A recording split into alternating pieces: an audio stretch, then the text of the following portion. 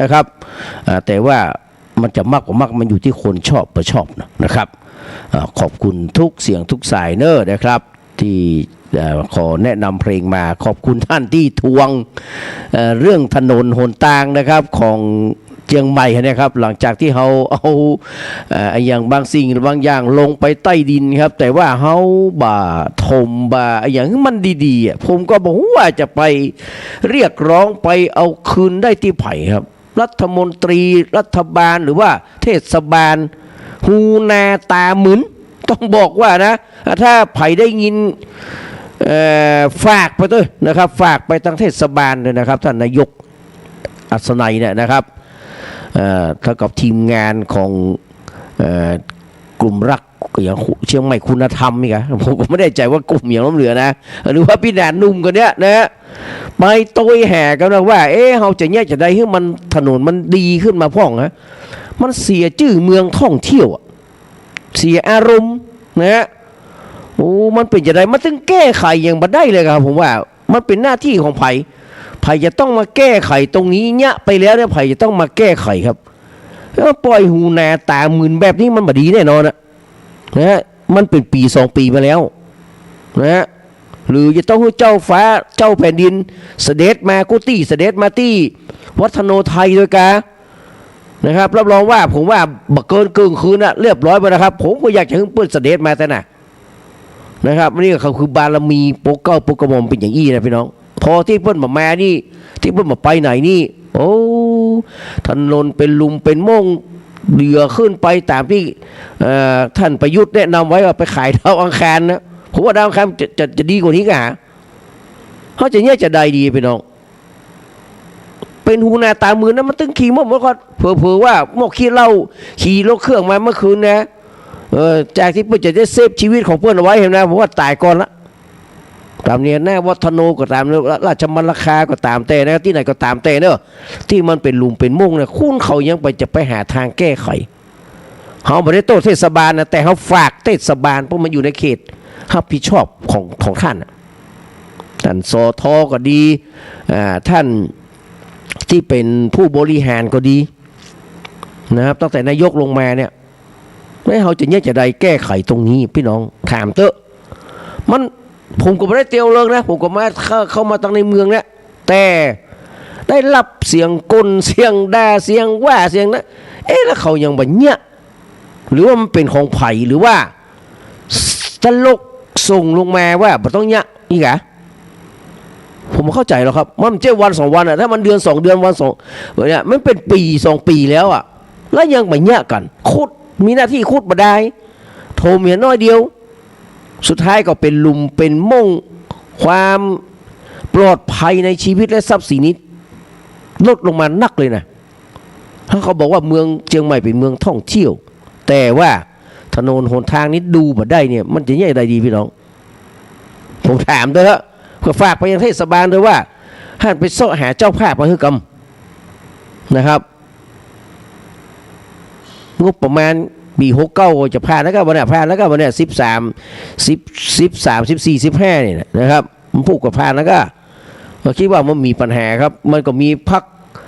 ประชาชนพรรคเดียวครับที่เปิ้นตั้งหลักเปิ้นยืนยันไว้ว่าเป็นฝ่ายค้านเปิ้นจะบรรยกคือมือแต่พรรคภูมิใจไทยอาจจะส่งหัวหน้าทีแต่อย่างใดมันก็ต้องผ่านครับงบนี่มันไม่ใช่งบของรัฐบาลฝ่ายเดียวครับถ้าการจะเอารัฐบาลคว่ำแล้วจะได้งบมาใช้ในปี69ก็แล้วแต่ละแล้วแต่เลยฮะอันนี้ผมว่ากันนะครับผมฝากไว้ตัวครับว่าไผ่ที่จะต้องนะครับรับผิดชอบตรงนี้มันรำคาญครับมันรำคาญมันตั้งแต่เมื่อแต่เถินมาจนพวกคุณไม่ยอมแก้ไขกันเลยทั้งที่เขาเป็นเจ้าบ้านเนี่ยถนนมันเป็นของเขาเนี่ยนะเขาปีหน้าที่รับผิดชอบถึงแม้คนอื่นหน่วยงานอื่นจะมาเนี่ยแต่เขาต้องมีส่วนรับผิดชอบหนึ่งน้อยก็ไปเสาะหาเจ้าภาพมาครับว่าคิงเนี่ยไว้ละขว้างๆแล้วคิงเหมือนเนี่ยมันดีๆโถมหอบคุดหอบเปิ้ลแล้วเหมือนกับไปคุดขี้กุ้งที่คันนาเปิ้ลแล้วแปลงคันนาคือเปิ้ลมันก็ปุดเลยอะน้ำก็เยอะเข้าก็แห้งหมดเลยอะนะครับแล้วก็ฝากไว้ตัวกันเลยผมรำคาญนะครับรำคาญสุดๆแหละหมดหน้ามานี่เลยนะฮะ หมายรำคาญถนนเนี่ยนะครับรำคาญแบบสุดๆเลยนะครับสักวันก็จะต้องมีช่วงที่จะต้องคือพี่น้องมาแสดงความคิดเห็นแล้วแหละเนาะอย่างแต่เขาเนี่ยเขาอย่างเขาเปิดกันตะกอนนะครับแต่เขาบอกอู้เรื่องไปด่าเขาอู้แนะนำแนะอย่างต่างๆนะครับมันจะง่ายกว่ามันดีกว่าที่เขากำลังจัดรายการแล้วโทรมาแสดงความคิดเห็นนะต่อไปเนี่ยนะครับจะขออนุญาตในวันนี้ผมจะไม่ได้อนุญาตเนอะเดี๋ยวผมจะขออนุญาตตั้งสถานีว่าอยู่ช่วงหนึ่งให้พี่น้องได้มาแสดงความคิดเห็นร้องทุกข์ผ่าน 92.50 เมกะเฮิรตซ์ว่า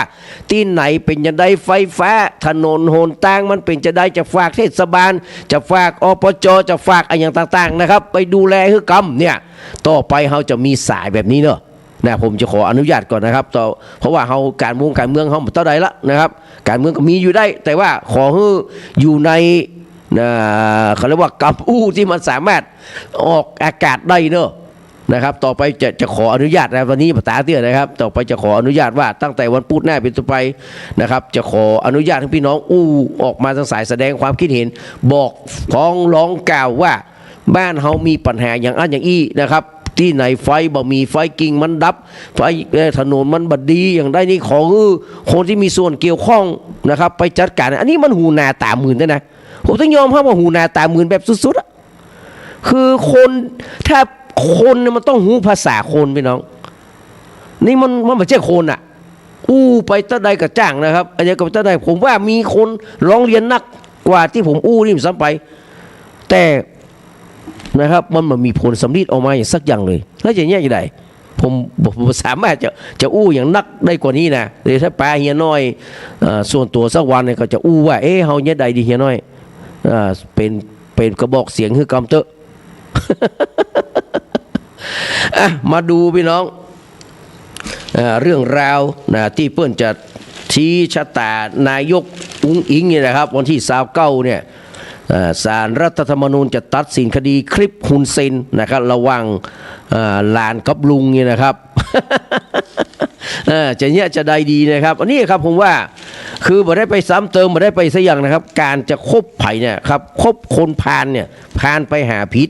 คบบัณฑิตไปหาผลเนี่ยนะครับคบปราดเป็นคบอย่างก็ คบหงเป็นหงเหมราชคบปราดเป็นปราดสถาพลคบกาเป็นกาทุรพลคบพานชนก็เป็นพานการกินีเหมือนกับไปคบแบบฮุนเซนก่อนฮะชีวิตท่านนายกอุ้งอิงนี่เปลี่ยนเลยนะเฮานี่โอ้เสียหายใหญ่นักพอสมควรนะเสียหายนักพอสมควรนะสถานภาพของรัฐบาลก็คอนแคลนพอสมควรเหมือนกันเพราะว่าเขามีในนายกที่แท้จริงนายกแต่นี่โดนศาลรัฐธรรมนูญเขมรอุปจักรศาลรัฐธรรมนูญนะครับสั่งพักงานเหียฮื่นภูมิธรรม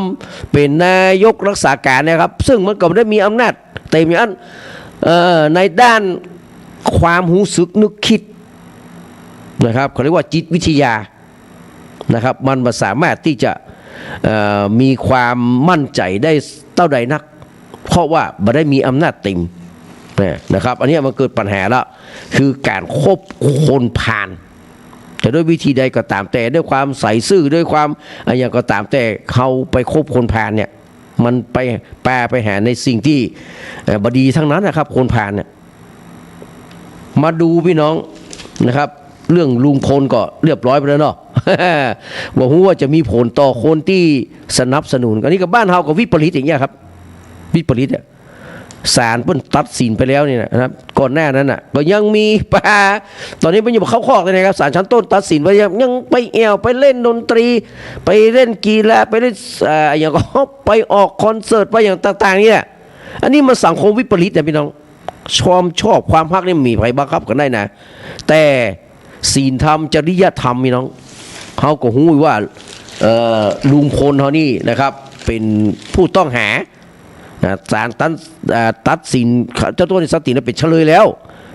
นะครับเป็นจำเลยไปเรียบร้อยแล้วไม่ใช่เฉลยเป็นจำเลยไปแล้วในข้อหาที่ลักพาตัวหรือว่าอย่างต่างๆเนี่ยนะครับมุ่งผลลักเนี่ยนะครับมุ่งผลเล็งผลเลิศเนี่ยนะครับที่จะให้น้องชมพู่ตายเนี่ยแต่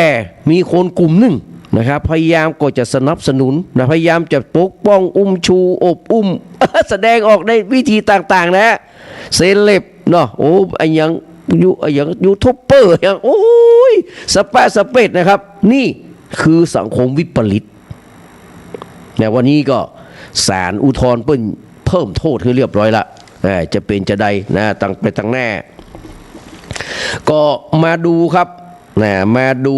ลุงพลนี่เรียบร้อยละผมถึงอู้นักนะครับสำหรับลุงพลเนี่ยนะครับ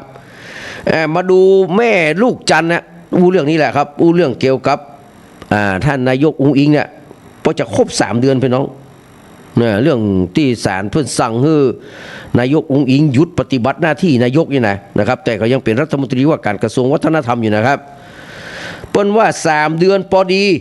มาทบทวนกันลืมเหียนน้อยก่อนจะเดินเรื่องต่อไปจะเอาจะใดดีพี่น้องนี่นะฮะจะเอาจะใดดีนะครับก็วันที่31นี่เด้อนะครับไผที่หูจักมักคุ้นเนาะไผที่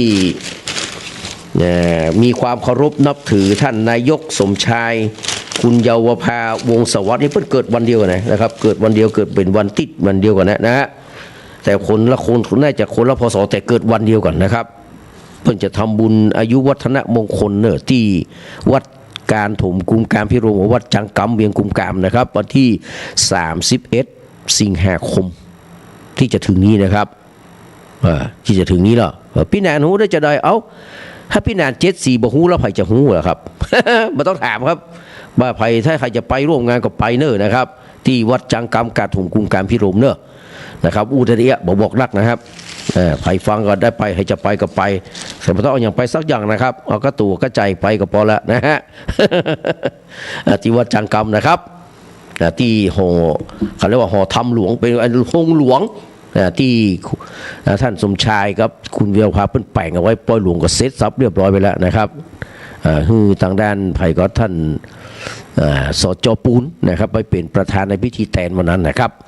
แต่ก็ตอนนี้เพื่อจะทำบุญสืบชะตานะครับที่วัดจังกำเนื้อวันที่31ตั้งเวลา 9 โมงครับ31 สิงหาคมนี้นะครับมาดูครับพี่น้องศาลรัฐธรรมนูญนะครับมีมติ7-2ตอนนั้นนะครับที่สั่งให้นางสาวแพทองธารชินวัตรหยุดปฏิบัติหน้าที่นายกกรณีคลิปฮุนเซนตั้งแต่วันที่1 กรกฎาคมมาจนถึงวันนี้นี่ครับวันนี้จะได้ว่า14 สิงหา45 วัน44 วันก็คือ45 วันนะพี่น้องนะล่าสุดศาลรัฐธรรมนูญนะครับกำหนดวันชี้ชะตานายกแพทองธารเอาเจ้าเลยอะตื่นเจ้าขึ้นมาเวลาตี 4ไก่ขันรำพันทวนทีน้องกะปีจืนสุขอารมณ์นี่พาป่าพาเศร้าหรอกของเงินสายทองเจริญสายกางเกงแดงไงเนาะนะฮะตายไปแล้วเผาไว้เรียบร้อยแล้วครับที่พระนครคอนตาลเนี่ยเฮารอลุ้นแหม15 วันพี่น้องแจ็คพอตแตกแน่นอนพุ่นว่านะรอลุ้นแหม15 วันเกินเดือนพอดีนะฮะคือวันที่29 สิงหาเนี่ยนะครับ15 วันพี่น้องมีการแจ็คพอตแตกแน่นอนพุ่นว่านะในความเห็นส่วนตัวของเพื่อนนะชูพงษ์มณีน้อยนะครับเป็นคอลัมน์เดียวครับพี่น้องที่สามารถอ่านได้โดยที่ไม่ต้องตะกิดตะขวงใจครับคอลัมน์อื่นๆนี่เมียก็มาโดนสีส้มซื้อไปก็โดนสีน้ำเงินกวาดต้อนเข้าไปเป็นปศุสัตว์นะครับในคอกของค่ายสีน้ำเงินเรียบร้อยแล้วนะครับบอกว่าคอลัมน์นั้นคอลัมน์นี้มีคอลัมน์ที่เป็นบุคคลในข่าวหน้ากากก็ยังโอเคอยู่ฮะแต่บางคอลัมน์นี่โอ้โหนะครับก็หมดไปสีส้มก็ไปสีน้ำเงินเรียบร้อยแล้วสีแดงนี่แทบจะบะมีนะฮะสีนี้เนี่ยเป็นกลางที่สุดละสีของแม่ลูกจันทร์ชูพงษ์มณีน้อยเนี่ยนะครับแม่ลูกจันทร์กราบเรียนว่าคดีคลิปฮุนเซนซึ่งกลุ่มสวสีน้ำเงินนะลูกน้องไผ่ครับ38 ตัวนำโดยพลเอกสวัสดิ์ทัศนาได้ยื่นคำร้องผ่านนายมงคลสุรสัจจะ นะประธานวุฒิสภาได้ส่งถึงมือศาลรัฐธรรมนูญเมื่อวันที่20มิถุนายนนะครับ2568 หลังวันเกิดพี่นาน74ไปวันหนึ่งพี่น้อง นะครับขอให้ศาลรัฐธรรมนูญเช็คบินนายกแพทองธารฐานบ่มีความซื่อสัตย์สุจริตและฝ่าฝืนมาตรฐานจริยธรรมอย่างร้ายแรงจากนั้นแห่ง11 วันครับพี่น้องศาลรัฐธรรมนูญนะครับเมื่อคืนตานเมื่อวันได้สำรับสีน้ำเงินแล้วหรือว่าสีอื่นๆแล้วสีเหลืองแล้วนะครับเมื่อคืนวันเมื่อคืนตานเมื่อวันได้ครับ ดังนั้นนะครับศาลรัฐธรรมนูญสีน้ำเงินโอ้ไม่ใช่ศาลรัฐธรรมนูญนะครับก็รับคำร้องของกลุ่มสวสีน้ำเงินและมีคำสั่งให้นางสาวแพทองธารหยุดปฏิบัติหน้าที่นายกในวันเดียวกัน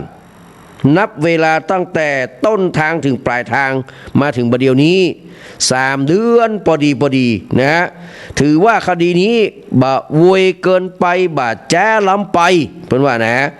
แม่ลูกจานว่ามองว่าคดีคลิปลุดฮุนเซนนี่ศาลรัฐธรรมนูญนะครับออกได้ถึง2 ประตูนี่พี่น้องพอได้พี่น้องนะครับมีอย่างพ่อครับเปิ้นว่าถ้าเสียงข้างมากของตุลาการศาลรัฐธรรมนูญ9 คนนี่นะครับพี่น้องหันว่าการสนทนาทางโทรศัพท์ส่วนตัวระหว่าง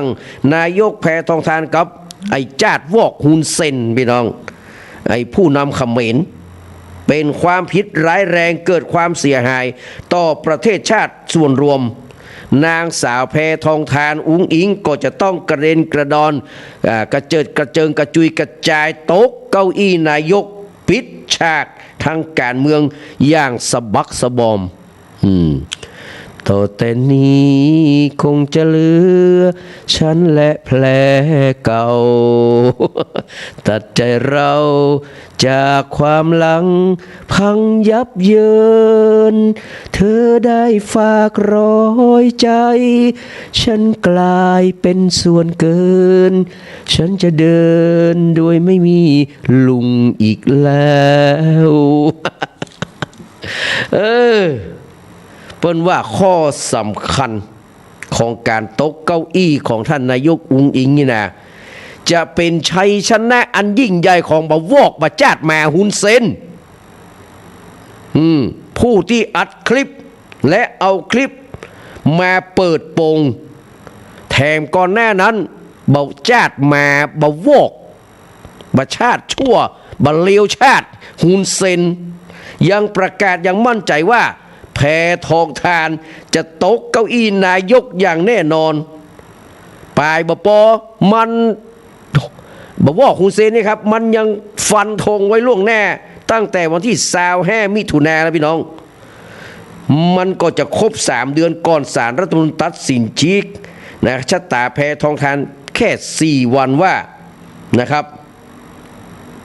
นายกแพทองธารนะครับจะตกเก้าอี้และจะได้มีนายกใหม่ภายใน3 เดือนโอ้โหแม่ลูกจันหรือว่าชูพงษ์มณีน้อยนะครับเปิ้นบอกว่าย้ำว่าคดีคลิปหลุดยังออกได้2 ประตู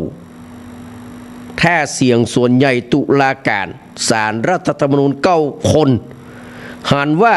การอู้จาปาใส่ผ่านตั้งโทรศัพท์ส่วนตัวระหว่างหลานอิง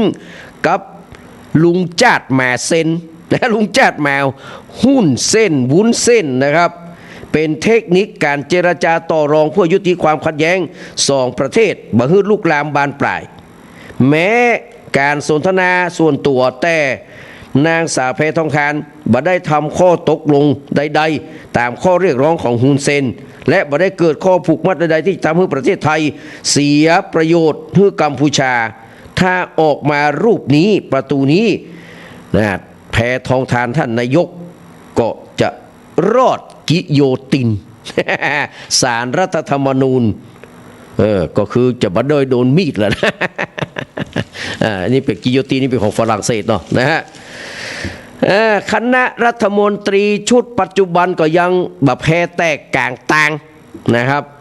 อาจารย์ชัยเกษมนิติสิริอดีตอัยการสูงสุดเนี่ยนะฮะพี่น้อง นะครับแคนดิเดตนายกเบอร์ 3ของเพื่อไทยก็จะยังบ่ได้เสียบเก้าอี้นายกแทนเตื้อไอ้วอกหนูอนุทินชาญวีรกุลณเขมรนะครับซึ่งเป็นหัวหน้าพรรคภูมิใจไทยก็ยังบ่ได้ขั้วสเปโตเตื้อนะครับหมายเหตุ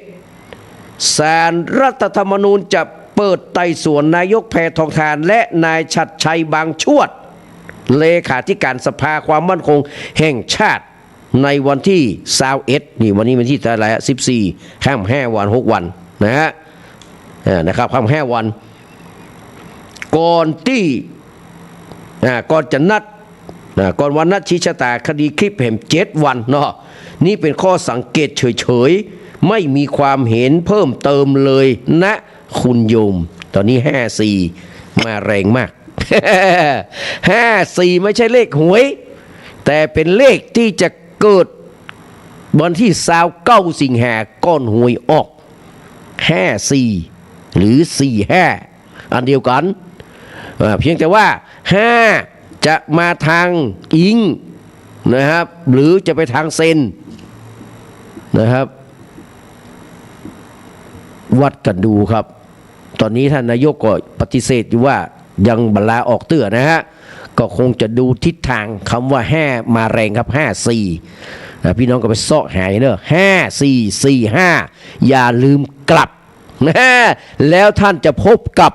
ความโชคดีอย่างทวีคุณบอกไว้แต่อีครับพี่น้องมาฟังเพลงกันต่อนะฟังเพลงกันต่อครับพี่พรป่าเศร้าหลับหรือยัง พี่พรป่าเศร้าวางนี้วันนี้แยกกินนะไม่ว่ามองไปเก็บลำไยนะ ไปเก็บลำไยนะครับพี่พรป่าเศร้านะครับบนหูจักกับ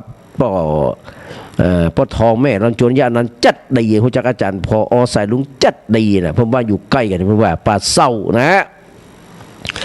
ก็มาฟังเพลงของสายเปรสายใจของไวยพจน์เพชรสุพรรณเนาะในก็เดึกแล้วคนดียังนุนตักพี่ไม่มีหลับนอนเนี่ยมาถึงเพลงอย่างที่ครูจิ๋วพิจิตรเป็นแต่งนะครับหน้าด้านหน้าทนโอ้เพลงนี้นะต่อนะฮะแล้วก็รักพิลึกนะเด็กหญิงดาก็ฟังอยู่เพิ่งตื่นใช่ไหมเด็กหญิงดาสันทรายกำลังเพิ่งตื่นเดี๋ยวก็โทรมาเนอะเด็กหญิงดาเนอะนะครับเดี๋ยวเปิดเพลงแล้วก็โทรมานะเด็กหญิงดานะฮะมันมีหน้าด้านหน้าทนกับรักพิลึกเนาะเพลงรักพิลึกนี่แหละที่ทำให้นะครับจิ๋วพิจิตรมาได้เป็น ศิลปินแห่งชาตินะฮะหน้าด้านหน้าโทนนี่ก็นักแก่เนาะมีผัวแล้วพี่ก็ยังรักละถึงพี่อกหักรักษาไม่หายจะรอตัวหนัวจนผัวเธอตายและบอกอย่างไม่อายหน้าด้านหน้าทนสุดท้ายนี่ก็เป็นเพลงที่ม่วนๆสนุกสนานเนอะนะครับแบ่งสมบัติในยุคที่แกอยู่กับขวัญจิตศรีประชันนะครับอยากจะไปเชิญสิเชิญไปแต่ยังไม่ไปก็มาอยู่รวมกันสมบัติพ่อแม่ของแกของฉันละเอามารวมกันก็เป็นของฉันคนเดียว3เพลงนะครับฟังเลยครับเดี๋ยวก็ปิ๊กมาเนอะปิกมาแปะกันในช่วงต่อไปนะครับวันนี้อยู่ด้วยกันถึง4 โมงกว่าๆเนอะนะครับเอาให้มันชุ่มฉ่ำปอดไปเพราะว่าประมาณวันติดแน่นี่ใช่จะไม่ได้เข้านะวันพัดนะครับมันจะตรงกับมีงานอย่างซักอย่างนี้นะฮะวันที่22อย่างนี้นะน่าจะวันที่21นี่นะต้องมีงานอย่างสักอย่างนี้ก็พร้อมกันครับฟัง3เพลงนี้ก็มาแปะกันนะครับในช่วงต่อไปครับมอบกับพี่พรป่าเศร้านะครับ1 รายการ